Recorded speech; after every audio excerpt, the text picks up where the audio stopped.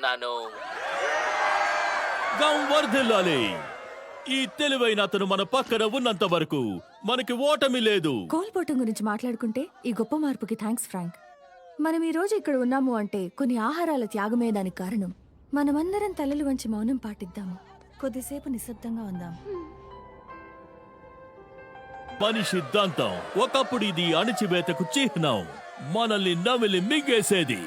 ఇప్పుడు ఇది మన పూర్వపు అణిచివేతదారులపై విజయ చిహ్నం. కాబట్టి చిహ్నాన్ని పైకి ఎత్తండి.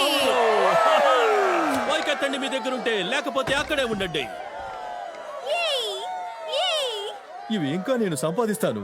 ఇవ్వండి ఇవ్వండి ఇవ్వండి. ఇకపై మనం జీవించబోయే జీవితం ఇదే. ఎవరికి నచ్చినట్టు వాళ్ళు సంతోషమైన జీవితాన్ని జీవించండి. అందరూ కలిసి ఆనందంగా ఉండండి.